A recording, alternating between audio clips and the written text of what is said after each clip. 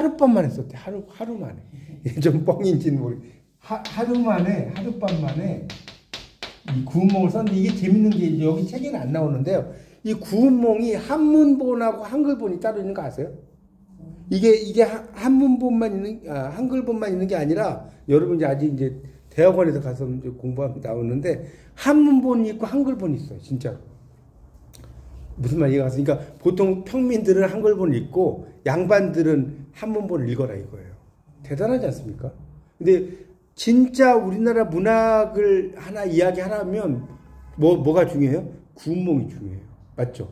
구운몽 많이 들어보셨죠? 하여튼 이제 그런 사람인데, 김만중은, 그래서 어머니가 이제 그 아버지가 유복자로 이제 자라가지고, 강화도 김익겸이거든요. 김만중의 아버지가 김익겸인데, 김익겸의 아버지예요. 그래서 이제 그 김만중의 아버지가 강화도가 함락될 때 그 화약에다 불을 질러서 산화해 버렸어요. 요즘 말 분신한 거예요, 분신. 그런 의미. 그래서 이제 엄마가 한 손에는 매를 들고 한 손에는 죽을 들고 애를 키웠대요. 혼자서 유복자로 자랐으니까. 그래서 엄청나게 어머니를 생각한 사람인데, 근데 김만중의 특징을 좀 설명드릴게요. 이제 이건 약간 여담이었고, 김만중의 특징은 표음문자, 그러니까 한문학 우월론을 비판해요. 김만중은, 잘 쓸게요. 한문학 우월론 비판. 이런 고전 알아두시면 좋은 거니까. 그래서 김만중은 되게 웃기는 게 뭐냐면 우리말이 중요하다라고 했어요. 우리말이 중요하다고 했어. 근데 김만중이 또 좀 어폐가 있는 게 뭐냐면 우리말이 중요하다고 해놓고 우리말이 중요하다는 걸 다 뭘로 썼냐? 한자로 썼어요. 이게 앞뒤가 맞지 않지 않나요? 우리말이 중요한 것이야 해놓고 그걸 다 한자로 써놨다니까. 네, 하여튼 그 정도만 이해하시면 될 것 같고요. 그 다음에 이제 그래서 김만중은 그러니까 아까도 이야기했죠. 한문학 우월론을 비판하고 또 하나는 그 우리말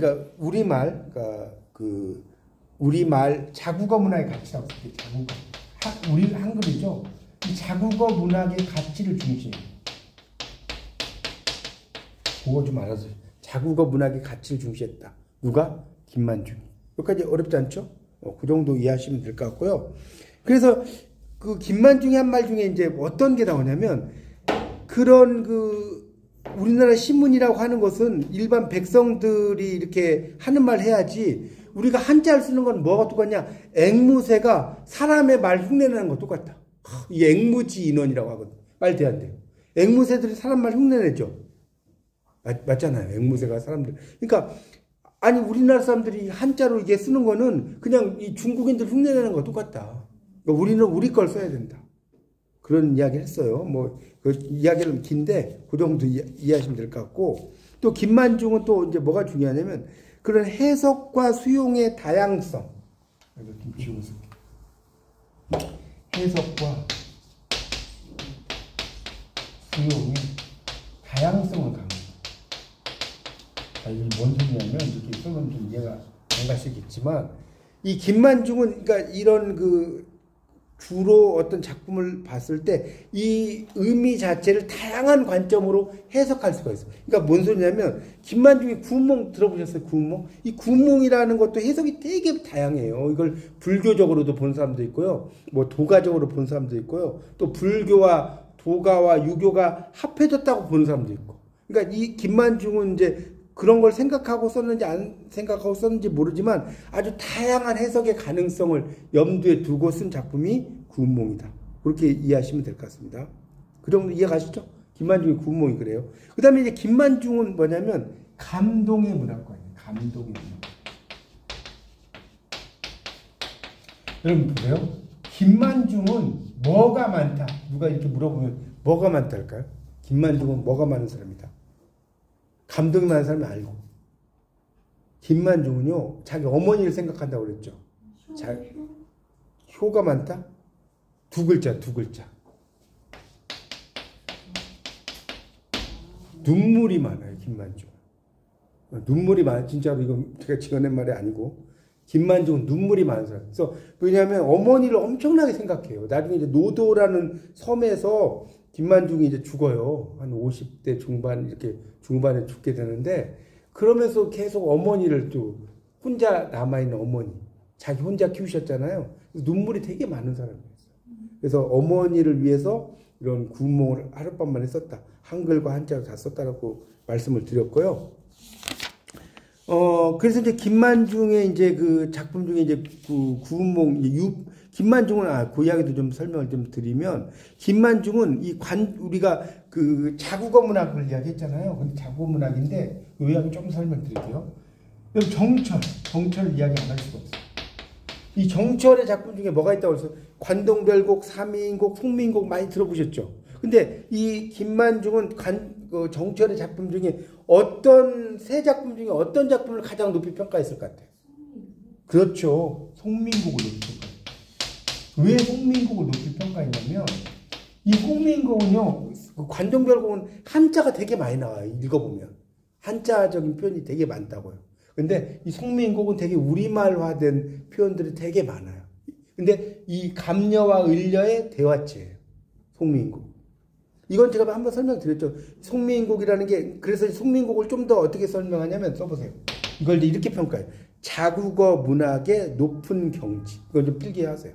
송민곡을 김만중은 자국어 문학의 높은 경지에 이뤘다. 여러분이 하여튼 원래대로 하면 이게 삼인곡, 송민곡 다 읽어봐야 돼요. 근데 참 시간상 못 읽어서 그러는데 송민곡 정말 재밌어요. 그러니까 나중에 송민곡은 어려우면 송민곡 우리말 현대어 해석 이런 거 치면 다 나와요. 요즘 세상 좋아져가지고 네이버에서 송민곡 우리말 해석 쳐보세요. 옛날 말 어려우면 다 설명 나와 있어요. 그러니까 읽어보세요. 얼마나 잘 썼나. 지금 봐도 순색이 없습니다. 그래서 이 송민곡은 그런 일상어를 가지고 이제 많이 썼다. 그거 좀 여러분이 알아두시면 좋을 것 같고요. 또 하나는 이제 김만중은 이제 어떤 걸 또 이제 강조를 하냐면, 구운몽에 대한 이야기를 좀 설명드릴게요. 구운몽을. 자, 여기 이제 줘 되겠죠? 구운몽에 대한 이야기 좀 해드릴게요. 이게 기가 막혀요. 구운몽이. 왜 기가 막힌지 설명드릴게요. 보세요. 구운몽이 성진과 팔선녀 이야기인 건 이거 구운몽이 고등학교 국어책에 나오지 않았나? 안 나왔어요? 몰라요? 그러니까 이 대충 간단한 그 구운몽 안봉상 꼭 우리말로 해석본이나 읽어보세요. 그러니까 구운몽이 뭐냐면 간단히 그런 거예요. 성진이라는 애가 있어요. 성진. 좀 설명 좀 해주세요. 성진이라는 애가 있어요. 그리고 이 사람 육관대사의 제자예요. 간단히 말하는 겁니다. 이게 다 하려면 끝도 없어요. 육관대사가 이 제자가 성진이야. 근데 육관대사가 있는 곳에 누가 오냐면 팔선녀가 와요. 팔선녀. 8명의 선녀. 8명의 선녀가 와요. 이야기가 되게 재밌어요. 선녀가 왔는데 성진이가 이제 딱 오다 보니까 팔선녀의 막 이제 향기 여자들 분 냄새가 막 나잖아요. 그냥 뿅 가버리는 거예요. 이 팔선녀에게. 그래가지고 막 이 팔선녀하고 막 희롱을 해요. 막 여러 가지로. 뭐 이런저런 이야기를 하다가 딱 이제 자기 이제 그 방에 딱 와보니까 이제 그런 생각이 드는 거예요. 아니, 남자가 태어나서, 나면 출장 입상이란 말 들어보셨어요? 나가면 장수가 되고 들어오면 재상이 돼야 되는데 나는 이게 절방에 앉아가지고 뭐 하는 짓이냐. 그런 생각 들겠어, 안 들겠어요?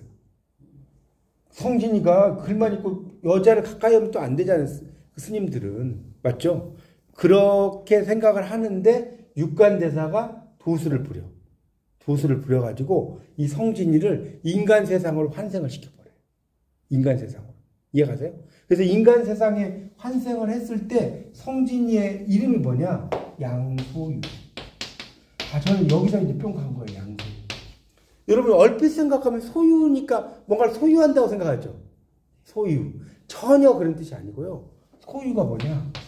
저는 이 말이 너무나 멋있는 거예요. 소유. 뭘까요? 잠시 논다. 이걸 어떤 사람 소유가 뭐냐 했더니 젊어서 논다.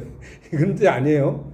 젊을 소자기도 하지만 여기서는 잠시란 뜻이에요. 잠시 논다는 뜻. 여러분 인생 아주 지구의 나이가 45억 년이야. 근데 여러분 많이 살면 몇 년 살아요? 한 200살 살아요? 네? 100년 살잖아. 450년의 나이에, 지구의 나이에 비해서 100년이 어때요? 45억 년인가? 지구가 45억 년 하여튼. 45억 년의 나이에 비해서 100년이 긴가요?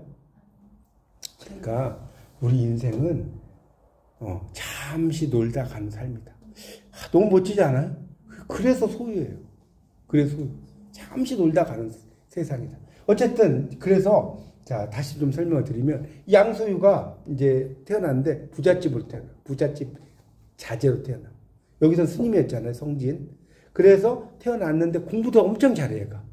공부 되게 잘한다고. 그래서 막 과거 막 이렇게 공부도 하고 막 그러는데 막 중간중간에 가다가 여인들을 만나는 거야. 이 여인 만나고 저 여인 만나고 그 여인을 만난 게 몇 명이에요? 8명이에요. 그래서 8명과 다 결혼해. 그래서 2첩, 6첩이 돼. 무슨 말인지 아시겠어요? 2명은 아내를 두고 6명의 처를 둬요. 그럼 팔선녀하고 똑같아요? 안 똑같아요? 똑같죠? 똑같단 말이에요. 그래서 이제 막 그렇게 두고 이제 되게 막 그 높은 벼슬까지 재상도 되고 높은 벼슬에 이르렀는데 나중에 보면 허탈한 거야. 인생 무사인 것처럼. 이렇게 막 허탈하다고 이렇게 생각을 하고 있을 때 육관대사가 도수를 부려서 성진을 다시 원래 방에다 갖다 놔요. 그래서 딱 깨닫고 나서 이제 그런 나는 이게 내 본분을 잘 닦고 한다라고 해서 이 성진이가 이제 그걸 하고 나니까 나중에 이 팔선녀도 머리를 다 깎고 승려가 되는 이야기예요. 이 뭐 간단하게 제가 설명드린 겁니다. 이거 말고 중간중간에 이야기하면 막 되게 복잡한데 큰 틀이 그렇다는 거예요. 뭔 말인지 아시겠죠? 그러니까 제가 이제 여기까지 줄거리는 아시겠죠? 자, 근데 이게 왜 재밌냐면 보세요. 여러분 이 구운몽은 여러분이 뭐 시험에 나오건 안 나오건 알아둬야 돼요. 자, 성진이 있어요. 보세요. 이게 되게 재밌는 거예요. 양수가 있어요. 오늘 이 이야기 좀 하고 끝낼까? 성진이 있어요. 자, 한번 보세요. 자, 성진이는 천상의 세계의 성진이죠. 이게 기가 막힌 거예요. 이 성진이가 이 지상의 사람이 아니라 천상의 사람이야. 하늘나라의 그 산 뭐 이런 데 산 사람이에요.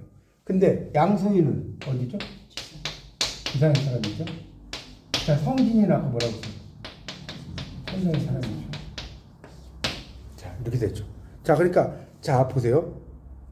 그러면 천상 그다음에 이렇게 그러니까 이 작품의 내적인 세계와 독자의 세계로 보면 성진 원래를 여러분 생각해 보세요. 지상이 메인인 거예요? 천상이 메인? 원래대로는 지상이 메인이죠.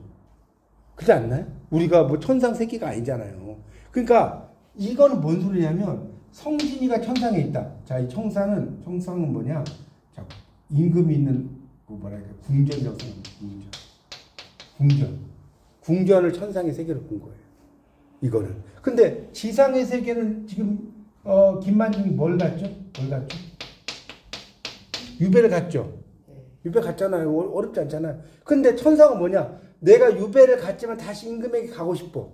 뭘로 가고 싶어요? 궁전으로 가고 싶다고요. 자, 여기까지 이해 가세요? 여기까지 이해 가죠. 그러니까 결국은 이 김만중은 유배를 갔지만 잠시 머문 것이고 나는 다시 임금에게 가고 싶다. 이런 의미도 되는 것이고요. 그 다음에 이걸 또 이제 작품의 내적인 세계를 보면 봐요. 이게 현실이야.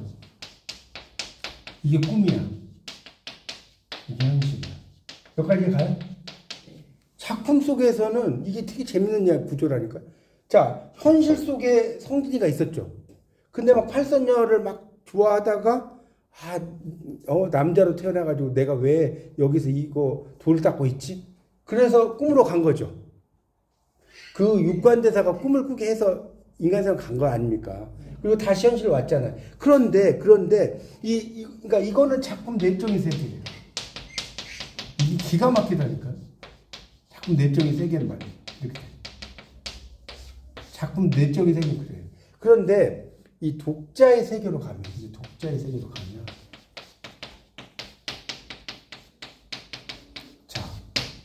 세계로 가면 자, 꿈에서 현실에서 다시 꿈으로 간다. 그러니까 꿈에서 현실에서 자, 이게 뭔 소리냐면 봐요.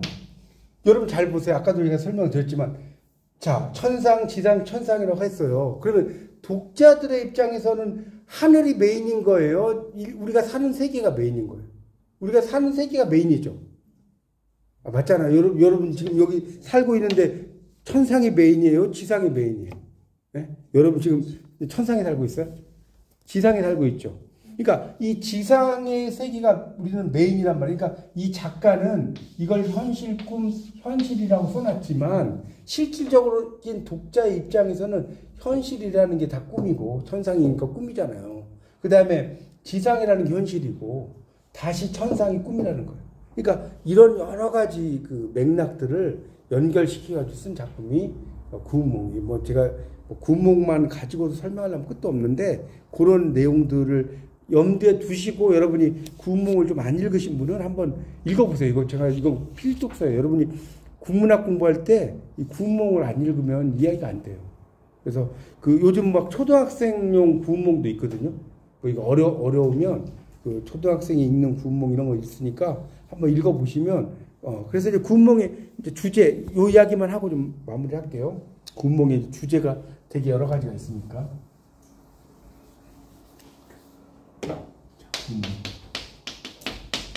자, 이 구운몽의 그 주제에 대한 논란인데 첫 번째는 뭐냐?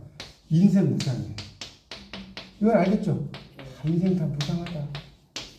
뭐 재행 무상이라고 하지만 그 다음에 두 번째는 뭐냐? 유불선의 혼합. 유교, 불교, 도교 이런 거죠.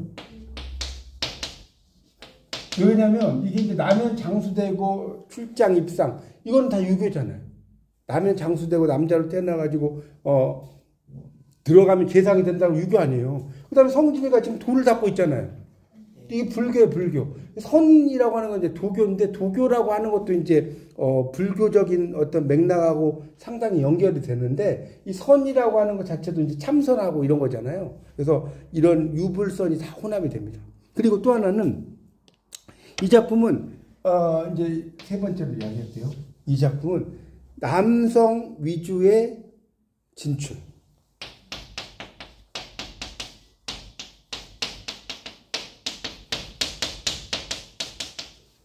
남성 위주의 진출이라고요. 그러니까 이게 참 이게 보면 이제 문제점이라고 할 게 뭐냐면 이 남성 위주로 써요. 이 작품 옛날 작품도 왜냐면 그 구운몽에 보면 성진이 메인이고 지금 뭐 팔선녀가 8명이 그러니까 1대8이야. 1대8. 남자 1명에 여자 8명이라고. 그러니까 뭐가 메인인 거예요? 남성 위주로 써놓은 거죠. 그렇지 않나요? 그래서 여자 1명에 남자 8명 이게 아니라 그 남성 그다음에 여성 위주의 그 애정 성취. 남성 위주의 진출 플러스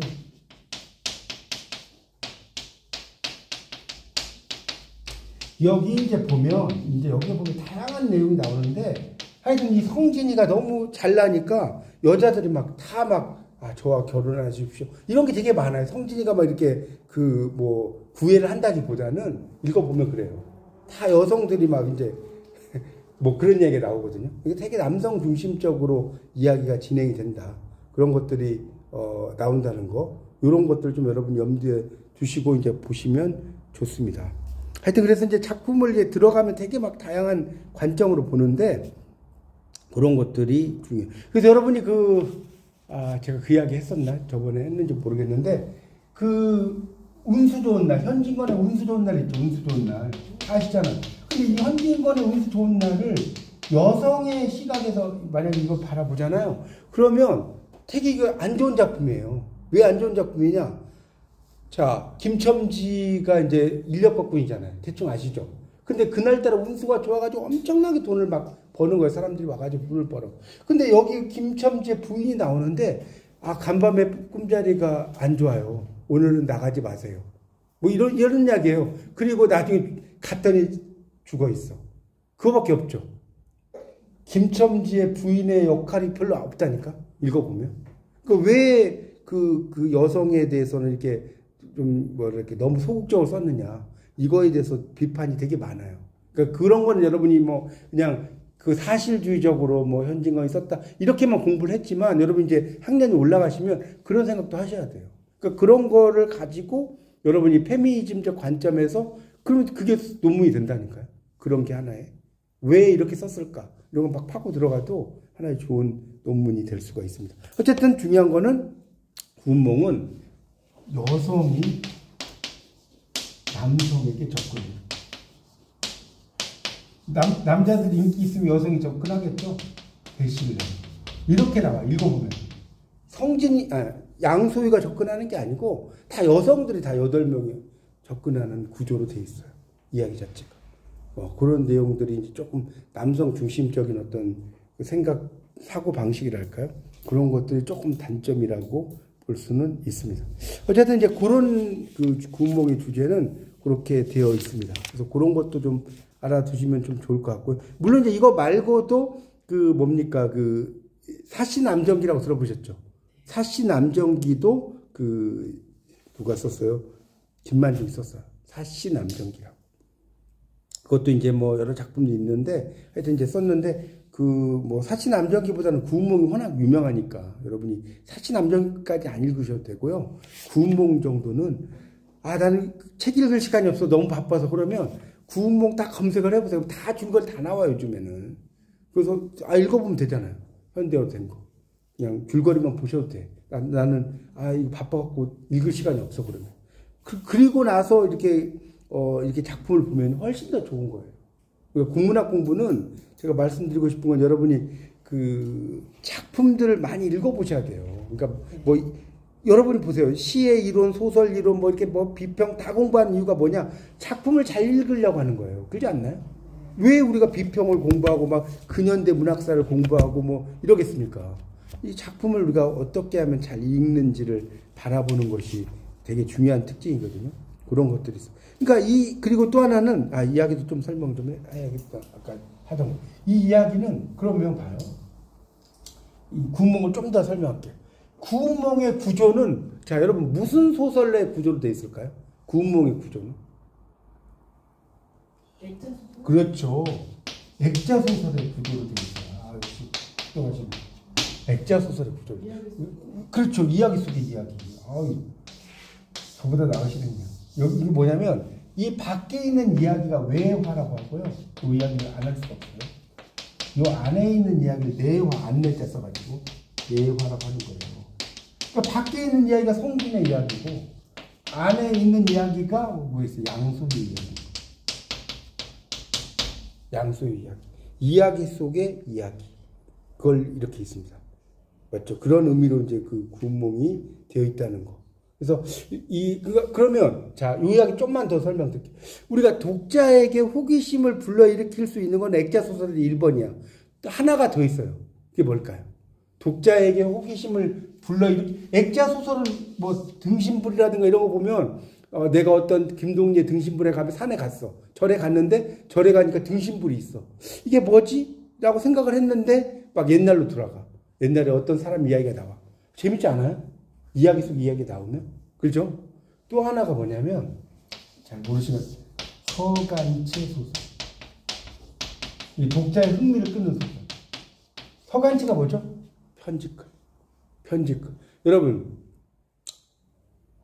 체험문학 하면 누구죠? 체험문학. 1학년 때 안 배우셨나? 배웠죠. 체험문학. 소금의 강경에. 강경에는 이제 최서해. 최서의 탈출기 들어봤죠? 네. 이게 서간체 소설이에요. 편집글이잖아요. 맞죠? 다 잊어버렸어요. 하여튼 탈출기가 편집글이라니까요. 그래서 김군, 박군 막 하면서 막 이야기가 된단 말이에요. 그렇게 편집글의 형태하고 이 액자 소설의 형태가 독자들의 관심을 되게 잘 불러일으킨다니까요. 그거 알아두세요. 그래서 이 작가들이 글을 쓸 때 편집글을 쓰기도 하고요. 또는 액자 소설 되게 많이 씁니다. 이야기 속의 이야기. 그래서 여러분이 내가 소설을 쓰거나 이렇게 하려면요. 이 액자 소설의 구조를 가지고 한번 써보세요. 그거 되게 재밌어요. 예를 들어서 광하사라는 그 김동인의 작품이 있는데 그게 어떤 내용이냐면 주인공이 이제 산에 인왕산에 올라가요. 그래서 어떤 이야기를 쓸까 막 생각을 해. 근데 갑자기 신라시대 솔거가 등장을 해. 솔거가 막 등장을 해가지고 이제 화가인데 어떤 나중에 여인을 만나. 소경 여인을 만나. 소경 여인의 그림을 막 그리는데 나중에 이제 하룻밤을 같이 잠을 자고 이제 눈이 안 그려지는 거예요. 그거 아세요? 김동인의 광하사 안 읽어보셨니? 여러분 읽으셔야 될 게 너무 많다. 이 광하사라는 작품 미친 화가라는 뜻이에요. 되게 재밌어요.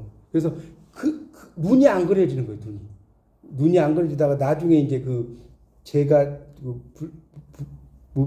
붓방울이 띄어지면서 눈이 그려졌는데 되게 원망하는 뭐 표정의 그림이 돼요. 그래서 그렇게 하다가 다시 이제 주인공이 인왕산을 이렇게 나오는.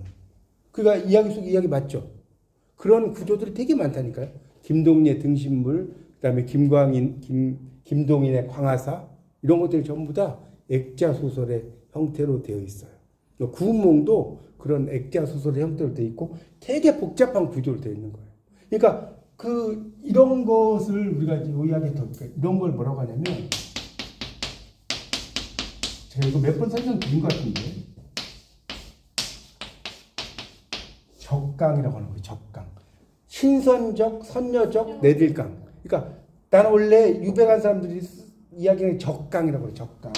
원래 하늘나라의 신선이고 하늘나라의 선녀였는데 내가 글자 한자 잘못 읽어. 님이라는 글자에 저만 알지 지금 남이 되잖아요. 글자 한자 잘못 읽어가지고 인간 세상 내려왔다는 거예요. 원래 천상의 신선이었고 선녀였는데. 말돼요? 그러니까 뭡니까? 구몽을 생각하면 이해가죠. 원래 난 천상의 천상이었잖아요. 임금이 있는 곳에 있었는데 인간 세상에 내려왔다. 양소유. 인간 세상에 내려와서 살다가 다시 어디로 가고 싶어요? 천상의 세계로 가고 싶은 거죠. 그러니까 이렇게 구몽이 되게 복잡하다니까요. 복잡한데 재밌지 않아요? 그런 걸 생각하고 구몽을 읽는 거하고 아무 생각 없이 그냥 구몽을 읽는 건 다르다니까요. 그래서 그런 걸 여러분이 염두에 두시고 한번 그러니까 이게 구몽이 시험에 안 나오고 여러분 공부를 제가 계속 말씀드렸잖아요. 단지 여러분이 공부할 때 시험을 위해서만 공부하는 거 아니잖아요. 그러니까 10월 달에 또 연휴 좀 많이 있잖아요. 그럴 때 한번 구몽 정도는 좀 도서관에서 빌리셔갖고 그게 공부라니까요. 공부가 따는 게 아니라. 이게 소설 4인방이라는 어떤 그 주제에서 지금 그렇죠. 구몽을 설명을 드린 거죠. 그러니까 제가 이렇게 하면 괜찮죠? 이렇게 조금씩 설명을 드릴게요. 그리고 이제 다음에는 제가 이제 그 소설의 기점에 대한 이야기를 좀 이제 핵심만 책을 안 가르쳐도 되니까 설명을 드리도록 하겠습니다.